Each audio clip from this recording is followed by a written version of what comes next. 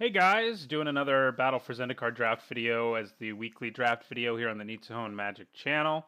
It's a pretty awesome format. I'm sure you know that if you've been playing it. If you haven't been, I recommend you do. It's definitely the most fun format in quite a while, for me anyway, since at least cons like triple cons of Tarkir. So I'm having a lot of fun drafting it, and we'll see what we get in pack one. Okay, draft is firing. And we have the ally legend guy who has a pretty sweet rally ability, as you'd expect an ally legend to do. I don't normally like taking a gold card with my first pick, but this pack doesn't have anything incredible. So it's definitely worth considering. The one removal spell is a natural aggression, and it's definitely pretty mediocre. It's just hard to find a good place for it. I mean, obviously it goes well with like Territorial Baloth, which is right next to it. Herald of Kozilek's also good, but like our uncommons are all, like Tunneling Geopede and Blighted Gorge aren't things you get excited about. I mean, Evolving Wilds, maybe, but like I think one of the better creatures in the pack is actually Silent Skimmer, but it doesn't get me so excited that I want to Pash Munda. I mean, if I don't end up in a deck that can use Munda, it's not a huge deal. Just because I'm not giving up a whole lot in this pack. Outnumber is also pretty good, of course, but like. Munda's definitely the strongest card in a vacuum, and Outnumber and Silent Skimmer are the next strongest. Well, Herald of Kozilek's up there too, but we'll go ahead and take Munda. If we end up in red-white, we're going to love it. Wow, Brutal Expulsion too. If we end up in a red-white ally deck, we're going to end up loving Munda. But there's nothing to say that we have to. Brutal Expulsion's pretty good, but it's not on the same level as Munda, I don't think. So I don't think I'm going to take it. Although Munda does need, you have to have a lot more going on than just being red-white. You need a decent number of allies for him to be pretty good. Although 4 mana, 3/4 haster is always good. In this pack, I'm kind of leaning towards taking Outnumber. Akum Stonewaker's fine, but nothing exciting. Tightening Coils is basically the same thing. Sludge Crawler's pretty good. Blighted Cataract. Demon's Grasp is okay. If you're in black, you definitely usually want to have one of those, but I wouldn't take it this early. Leaning towards Outnumber here, as I said, and I think that is what I'm going to go ahead and take.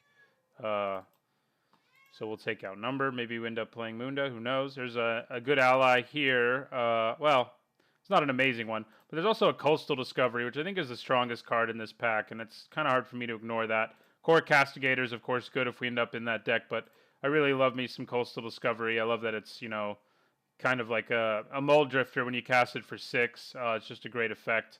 Complete Disregard is also very good. Black is looking pretty open in general between the Malakir Familiar and the Complete Disregard.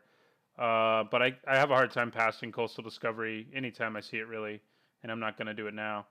There's a Desolation Twin who's pretty cool, but you really have to be in the ramp deck to make that work. Here, I'm leaning towards taking Valakut Predator and going into a more aggressive deck. And that's, I think, the best pick for us here.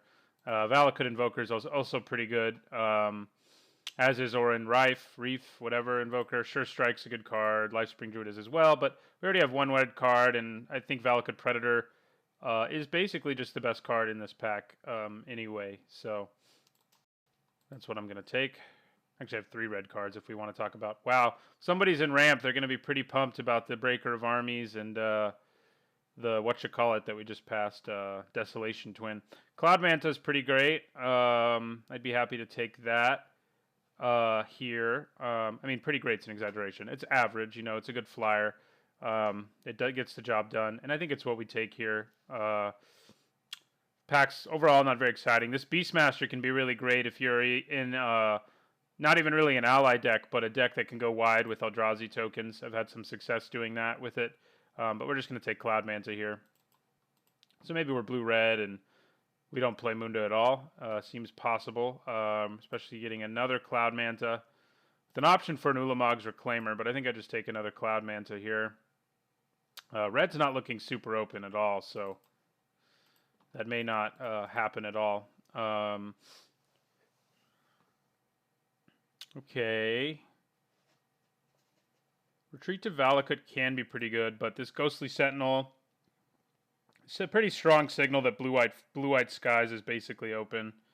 Um, I mean, processor salt can be good if you have a lot of ingest, but and the retreat to Valakut I don't think is amazing, but it's okay. But I think I'd rather just take a Sentinel since red's pretty dried up, and white doesn't seem to be as dried up since there's still a Ghostly Sentinel going around and it's pretty good. Put Coastal Discovery as a 6-drop because that's the ideal place for it, I think. Our curve's kind of high, and we could still end up red. If we really see some interesting stuff coming the other way, we may end up going red. And Mundo would make our deck if we could just splash red even, probably, because he's pretty decent as a 4-mana 3/4 with haste. Obviously, we'd rather have a few allies, but if we're in white and blue, we can pick up a few, so that's pretty good. Allies with Rally are obviously ideal with Munda, but okay. This is actually a pretty good red card that's still around, and an ally. There's also Ondu Greathorn, who's fine, but I actually like Ondu Champion more most of the time. So I think I actually am going to take the Champion. You know, maybe we do end up going like red, white, blue, allies. Could happen. It's probably, you know, not going to be easy to just splash red, but you know, running some red isn't out of the question. Cliffside Lookout, if we're in the ally deck, is pretty good. Blighted Gorge is also obviously a pretty good card since it doesn't really take up a slot in your deck. But if we're really going to be 3 colors, we don't really desperately want these colorless lands. Green is all over the place. I think people have really realized green isn't that good in this format, and I think that's kind of true, except unless you get one of 2 things going, which is basically like the ally deck or the Eldrazi deck. Okay, we'll take an Akum's Stonewaker. It coming all the way around might mean red's more open than I was thinking. And the Castigator coming all the way around is also a good sign. So there have been some weird signals here. We could definitely go allies now and like splash for Coastal Discovery instead, I think. I think the Oran Rife Invoker is the best card there, so that's what I'm going to take. Trying to get rid of those 2 because they won't make the deck if things keep progressing this way. We'll take a Sandstone Bridge. Happy to pick up those lands late. We definitely want to pick up some more allies with Rally. We have 2 right now, Munda and Ondu Champion. And I would definitely be happy to splash Coastal Discovery. I think it's good in any deck, really. I think I'm just going to take the Full Art land, even though the Baloth can actually be pretty good in the right deck, as I was saying earlier. So yeah, red-white with a splash of blue for Coastal Discovery does seem tenable here, and outnumber seems good in our deck now. So maybe picking up Mundo first was a good call. Like I said, we didn't really give up a whole lot. And there's a Cinderglade, which would make a green splash easy, but not other things. There's also a Tujuru Warcaller, who's a little tempting. See how much Cinderglade is worth, as that will certainly influence my decision. It's worth 3 tickets. That's pretty great. The Warcaller is probably, like, in terms of raw power, like the strongest card in this pack. But Catacomb Sifter and Windrider Patrol are both very good. What we're passing for us potentially in this pack isn't a whole lot. So you can see it doesn't have much in the white or red department. And we're not going to be splashing for a double blue Windrider Patrol, who is quite good. Catacomb Complete Disregard is also good. We're just going to take the Cinderglade here, though. You know, maybe we decide to splash green instead for one reason or another, and it actually makes our deck. And if it doesn't, it basically pays for a pack of my next draft. So that's always important to keep in mind when you're drafting on Magic Online. You know, trying to make the cost of drafts as little as possible is part of what makes it, you know, so easy to draft so much when you draft money rares like Cinderglade. I'll leave Coastal Discovery in for now, but, like, you know, in terms of fixing now, we could really see splashing green as a possibility, a much more likely one. Ooh, Planar Outburst just got past us. Every time I've seen Royal's Retribution, I've had something better in the pack, and that's saying something because Royal's Retribution is incredibly good, but obviously Planar Outburst is even better. It's what we got to take here. We're not giving up a whole lot, you know, other than that Royal's Retribution, which, you know, it's a kind of frustration that's, I guess, good frustration because I always get something like Planar Outburst, but I still haven't gotten to play a Royal's Retribution. It's just what happens. But yeah, we're going to take the Outburst. crazy good board sweeper late game. It also makes a creature. So, yeah. Come on board, Planar Outburst. Deck's looking pretty strong with a card like that in it.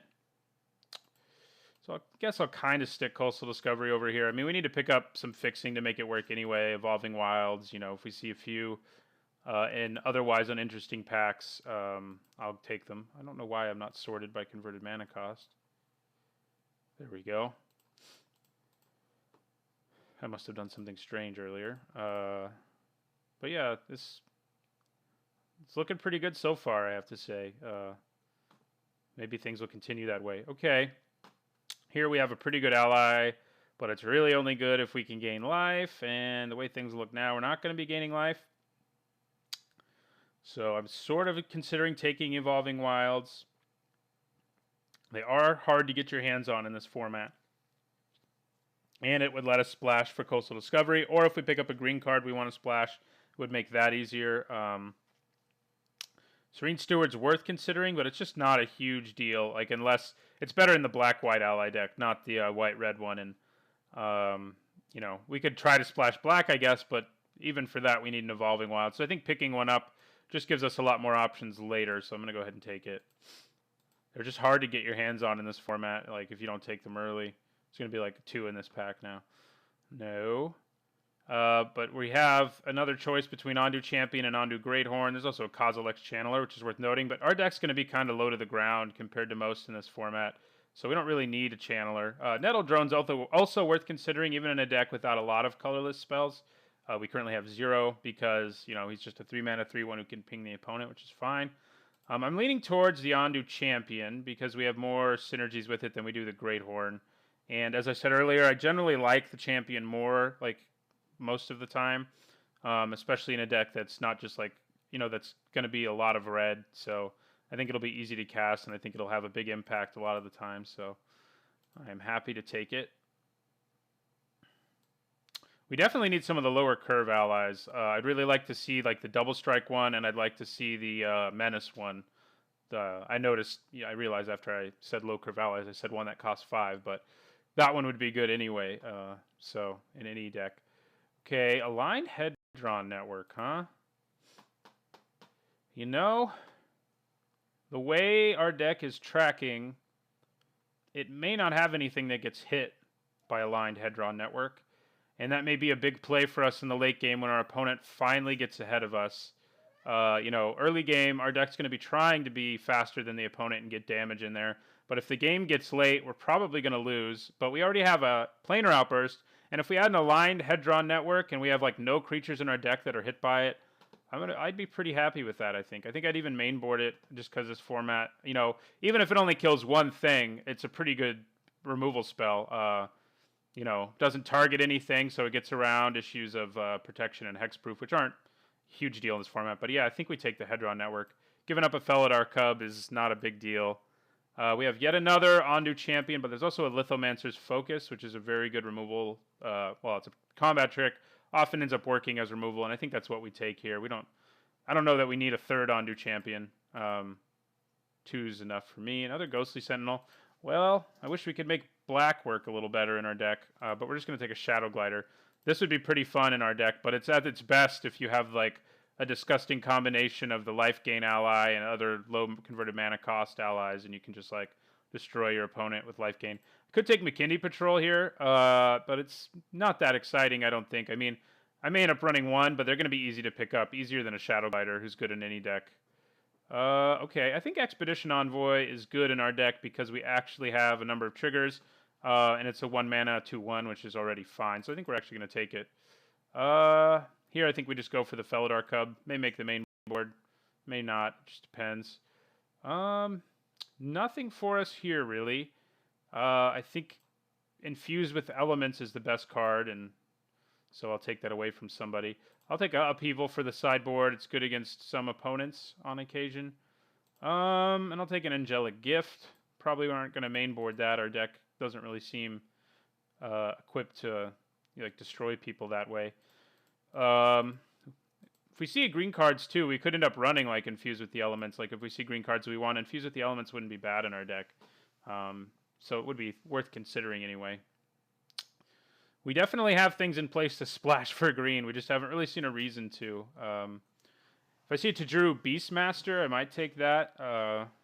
It would, our aligned head draw network would hit it, but it would be the only creature in a deck that gets hit by it. So I think I'd be okay with that. And that would be a decent reason to splash green, to pump my whole team and to have a 6-mana 5/5 seems pretty good. And he's been around late in a lot of drafts I've been in. I think in the first pack for this one, there was one around late, and I took a basic land instead, which I'm regretting a little bit now, but I think it's okay. Yeah, we'll take a Murasa Ranger from someone, I guess. Although Boiling Earth actually has sideboard uses against decks like ours, so actually I'll take that. Yeah, and we'll take a full art land. We're not going to play Seek the Wilds even if we splash green, so take all the full art lands you can. And a Myers Malice. I think that card's a little better than people give it credit for. It's at least a good sideboard card. Black hasn't seemed ultra open, but that being around may mean it is a little. Sire of Stagnation, a card I really love, but we're not going to be able to make it work in our red-white deck, so I'm not going to get crazy here. Spawning Bed, a card that's good in basically every deck. But this pack for us is really underwhelming. There's another Evolving Wilds, which is worth considering, but we still don't have any great reason to splash green. Tajuru Stalwarts here. It's not bad, but doesn't excite me a whole lot either. It is an ally. I think it's the only ally in this pack. It is. Eldrazi Sky Spawner, Bane of Balaged, and Spawning Bed are probably the 3 best cards in this pack, although obviously Snapping Gnarlid and Sire of Stagnation. Sire of Stagnation was excluded from that conversation because, it's a mythic, and obviously it's super powerful if you can actually play it. Yeah, this is kind of a weird pack. I could pick up another Evolving Wilds. We do have some landfall triggers. We may pick up some more, and it's just good for fixing. I think I am just going to first pick an Evolving Wilds, which doesn't feel very good, but I think it's fine. Hello, Rolling Thunder. And Dragon Master Outcast? Man, that's not cool. Also, a Core Blade Whirl. This pack just has things in it everywhere that I want, but believe it or not, I think Rolling Thunder is more powerful than Dragon Master Outcast. I'm checking how much the Outcast is worth. It's worth about 3 tickets, which does tempt me to take it. It's a very good card. I would say it's not a lot weaker than Rolling Thunder, but it is weaker, admittedly. Then Rolling Thunder is just a huge bomb. It's one of the biggest in the format, and our deck is light on removal. We do have Planar Outburst, which is ridiculous, and Aligned Head Draw Network. But, having Rolling Thunder along with those 2 mass removal spells isn't going to hurt. And I think I got to take the Rolling Thunder. If I hadn't already picked up a Cinderglade, I might be yeah, let's just pay for 2 packs or, a pack and a half or whatever. But I think I take the Rolling Thunder. It's just too good. I was going to be kind of angry if there was one in this pack. Although, obviously, I'd be well, I guess I'll run that. Okay, there's a Coral Helm Guide, which is an ally. But a blue one. But if we have 2 Evolving Wilds, so we could splash blue. And that may be what we end up doing for Coastal Discovery anyway. And there's a McKinney Patrol. I think I just take the Patrol. It's pretty underwhelming. Not super exciting, but it is an ally, and that is relevant in the deck we've put together here. I would love some more rally effects, because we don't have a huge number of them yet. Well, there's a decent one. And I think it's what we take here. Chasm Guide gives my allies all have haste, basically. And I think I'm happy to take that here. Yeah, we're going to take a Chasm Guide. Here is the Beastmaster I mentioned, and I think I'm going to take it here. Complete Disregard being here does mean black's a little open. I think splashing green for the Beastmaster is going to be pretty easy in our deck. We have a Cinderglade, and we'll run 1 Forest and 2 Evolving Wilds, so won't be hard to splash green, and I think he's pretty good in a deck like ours where we are going to go pretty wide on our opponent. Again, he does get hit by our aligned Hedron network, but he's the only creature we'll have that does. I could also take... Well, no, I couldn't. I'm not green. Nettle Drone's the only other card really worth considering here for our deck. But the Beastmaster obviously has way more synergy with what we're doing here. Touch of the Void and Stone Fury are really great to see. We haven't seen a whole lot of removal so far. And those are both very good removal spells. I kind of would have liked to see one in this pack and one in the next pack. But, beggars for removal can't be choosers. Although, again, we do have, a bunch of very good, destroy the whole battlefield removal, but we don't have a whole lot of lower to the ground removal. And because of that, I think I'm going to favor a Touch of the Void over Stone Fury.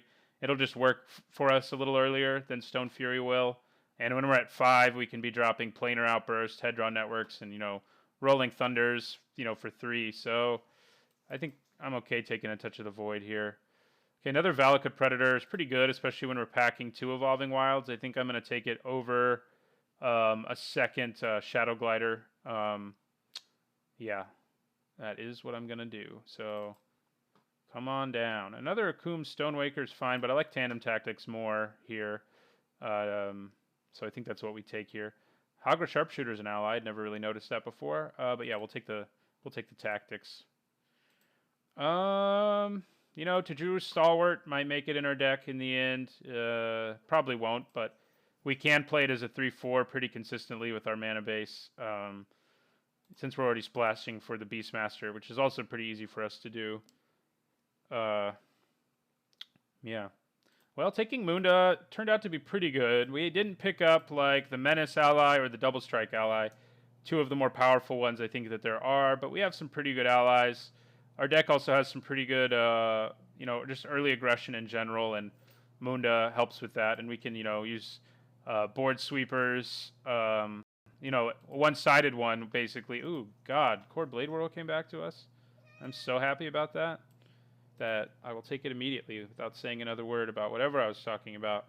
But yeah, Aligned Hedro Network will be like a one-sided board sweeper in some situations. Sometimes it'll only hit 1 or 2 things, but it'll definitely be good at times, and I think we mainboard it. We're on 24 cards right now in our deck, so we're going to have to cut some things. I think the Stonewaker probably goes. I'm not the biggest fan. And the Stalwart probably won't make the cut in the end either. And this, like right here, if we don't pick up anything else, I think this is our deck. And I think it looks pretty strong.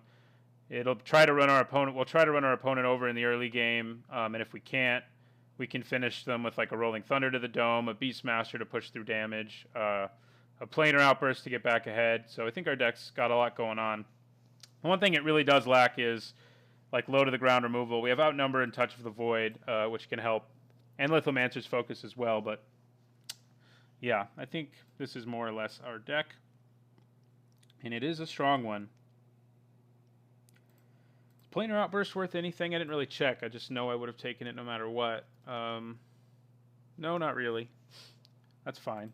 I think I already have one, so I would say it would be good for Commander. Wow, Forerunner of Slaughter is still around, huh? And a Silent Skimmer. That's pretty crazy. Silent Skimmer is more likely to fit into someone's deck and be a problem than the other is, since that may just mean Black-Red's open. We'll happily take a Looming Spires here, yeah. So we got 1 each of the lands from this format that do something when they come into play but enter the battlefield tapped, and I think they're good. Their effects, Looming Spires and Sandstone Bridge both have very relevant effects that can, change your board situation just by playing a land. Yeah, man, people hate green. I'm gonna take Gnarlid. It's just better than the other one. And now I'll take some all full art basics. That's what I'm trying to say. Okay, so I think this is basically our deck. I don't think a lot will be going on differently. We're done deck building. But yeah, I think we splashed green for the Beastmaster. We got a Cinderglade. There's no good reason not to. I mean, we could talk about it, infuse with the elements or Tajuru's Stalwart, but I don't really see like any reason to run those in this deck. The Tajuru's Stalwart probably has more of a place because we have so many rally effects, but we don't have that many, and they're not the most incredible rally effects, sadly, but they are fine. So I think this is where we go with the deck. Let me look at it a little bit more, but we'll move these lands out and sort group creatures separately. Okay, I mean, I'm liking the look of our removal and our combat tricks, Tandem Tactics, and Lithomancer's Focus. They're both pretty good, and Tandem Tactics can really blow people out effectively. Though I guess I could consider cutting like a Lookout and putting in the Stalwart. But the Lookout's ability to pump my whole team is probably going to be relevant more often than not. but it is kind of like an underwhelming card for me for the most part. I'm not a huge fan, but Jujuru's Stalwart is definitely a better card, but I don't know if just running, we want to be playing that on turn 3 usually, so I don't know if, how much that would tamper with their mana base. I think it would be too much. Oops, we want to combine groups and sort by color. So we're definitely more white than red, although we have 3 double reds, so keep that in mind. Our Cinderglade produces red and green, so that's good for our red. We also have we have 2 red sources plus 2 wilds, etc. So I think I would want to run 1 forest. And other than that, I think this is fine. We have basically 10 red sources with the 2 evolving wilds, so I just want to run 1 forest so I'm sure I can get the green for the Beastmaster, and I think that's fine. I mean, maybe that is enough. 2 evolving wilds, a Cinderglade, that is probably enough to run to Jujuru's Stalwart, isn't it? Yeah, I think I'm going to do it. We'll be able to cast it often enough with 4 cards that can produce mana for it that I think it'll be good. So I think that's where I'll go. Run a couple green cards in here, but mostly a red-white ally deck with some sweet, game-shifting removal. Pretty happy with that. Anyway, this will be our deck. Thanks for watching. I'll see you